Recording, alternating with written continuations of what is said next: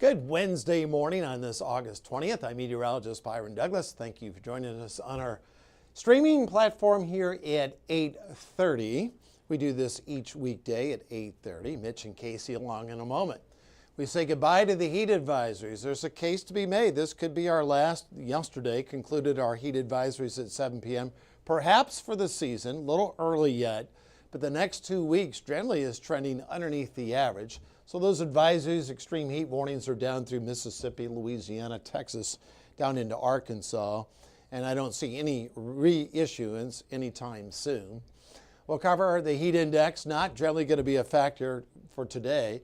Had a range of 105 up to 110 yesterday. So anytime in summertime, the heat index can match the temperature or even be below that. That's exactly what you want as far as that is concerned. We've had some questions on air, and I'm going to try to call up a live pick here in a moment from Myrtle Beach, South Carolina. And if you're on, just want to say good morning. Good morning to you, Cheyenne. I hope everyone's having a great day. But here's a look here at air, and I'll grab this full here in a moment. Now, they've made some evacuations there in the Outer Banks. On our story today on 14 News Sunrise, they're asking you to stay out of the water, even from New York down to about South Carolina. You should be good to go there in Florida.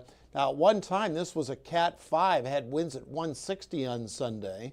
Back on Monday, winds at 140, now down to 100. And then it's going to be lurking out into the cold waters of the Atlantic. We'll stay generally between Bermuda and the coast there of North Carolina. So those are the impacts areas where they can see some heavier bands of showers during that time frame. I'm just going to take this full for a second and let you take a look at the rain and storm chances. But I wanted to see if I could call this up. And there's a look. There's a live look into Myrtle Beach. So I showed you the track.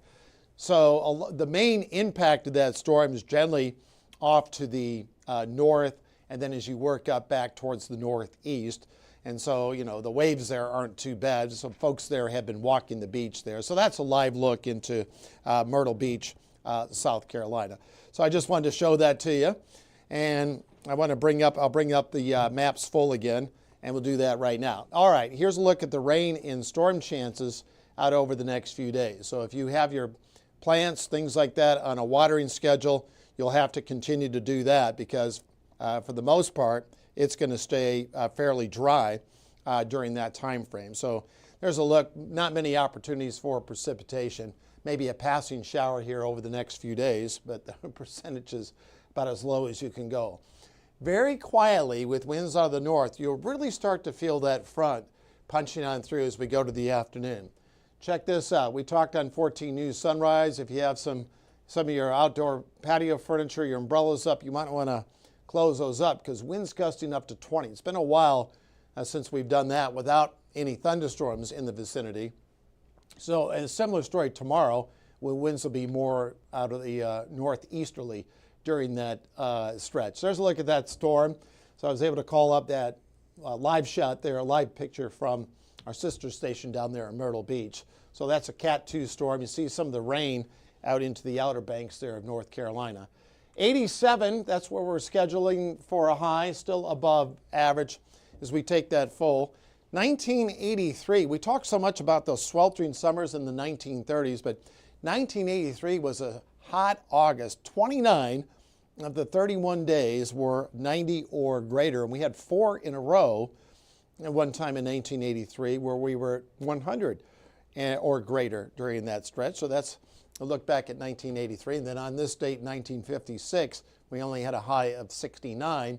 That year, we hit 100 on the 5th, but the last few weeks in August were below normal. Probably more knowledge that you wanted to know, but this is pretty cool. When we came on the air this morning, the dew point was at 72.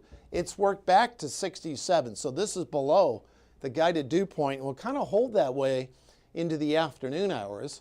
And check this out, the 6 and 10-day outlooks, purple. I haven't seen purple across the area, which indicates well below average conditions from the Climate Prediction Center. We did this in the winter when we had, of course, the cold snap and all the snow and ice, and we're going to be trending drier than normal. In fact, as far as temperatures up to about September 3rd, most days will be underneath the average. Let's check some temps. Indy is at 70, 71 in Chicago, 80 in Nashville, and Detroit's at 67. The best way to tell the weather story would just go hour by hour, then we'll fast forward pretty quickly to the 7-day. We're looking at high temps generally in the mid, even some upper 80s as we go into the afternoon hours. We'll highlight Madisonville, Morton's Gap, second day of school in Dawson Springs. So high temps generally will be in the mid 80s during that time frame. So maybe you've held off on cutting the grass. It's been too hot after that 98 yesterday. You should be good to go. The next hot day, Saturday, will have highs near 90 during that time frame. Here's a look at the weekend. Here's cold front number 2 that's working through on Saturday into Saturday night. That works on through. And then temperatures are going to be very fall festival-like as we go into next week, which I'll highlight here in the 7-day forecast. 87 Friday, Saturday at 89, and look at Monday and Tuesday. In fact, Monday morning at 57. We could have 4 or 5 morning lows next week in the 50s. I'll take that full so you can take a look at that. So that's a 7-day. I know some areas are in the market for some showers. We only officially had 400s in the rain gauge yesterday, but look at these temps. So we're going to finish August off on a cool note, which will carry us over into September. I'm getting a hard rap from Mitch and Casey. They're going to be along with the news in a moment. Have a great day and enjoy the cooler weather.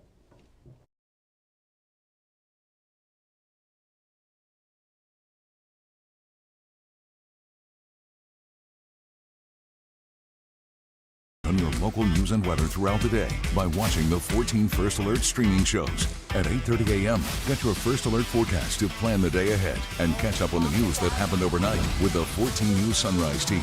In the afternoon, get the latest headlines, forecasts, and a preview of the stories we're working on with the 14 First Alert streaming show at 2:30. And get an in-depth look at the 14 First Alert forecast so you're ready for the next big thing with the 14 First Alert weather show at 9 p.m. Watch the 14 First Alert streaming show that fits your schedule and works best for you. Streaming on your phone by downloading the 14 News app and the 14 First Alert weather app. On your smart TV by using the 14 News streaming app. And stream anytime on Facebook, YouTube, or on 14news.com.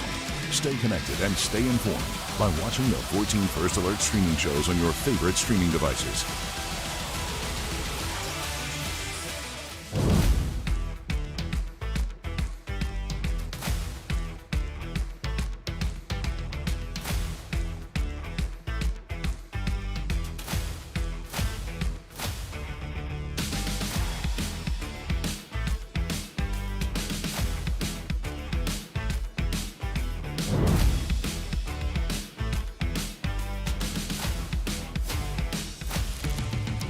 Well, good morning, and thanks for joining us here for the news portion of the 8:30 stream show. I'm Mitch Carter. I'm Casey Mason. That's right. It is Wednesday, August 20th. We're going to recap some headlines from our morning news that we thought would be worth kind of going back over for you here on our streaming show.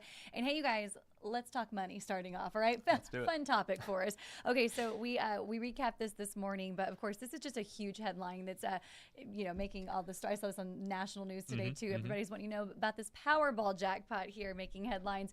It's now grown to $526 million.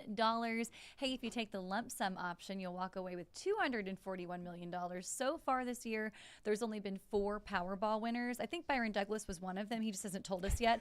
The most recent winner was back in May in California, and the drawing is going to be tonight at 10 Central Time. You going to go get a ticket, Mitch? I might. Every year we talk about these. The pot gets super huge, and I think about it. I never do, and then somebody else wins, which is my luck no matter what. So I'd rather just save the money and not play. But if you're curious, you want to get out there and play, and you win, we're all friends here. Don't be shy. Reach out to us. Let us know what's up. I love it. And speaking of good luck winning big here, the search is on for the person who bought that winning half-pot ticket at the Jasper Strassenfest. Got to look here at the winning number. It is A6129635. Organizers say the final total for the half-pot was $155,800. The winner, of course, will take half. To claim your prize, the winning ticket holder should go ahead and call the Jasper Chamber of Commerce. That's right. If you don't, I will. All right. Just kidding. We're going to move over to back-to-school segments now. switching gears a little here. This morning, it's time for students at the University of Evansville to return to classes.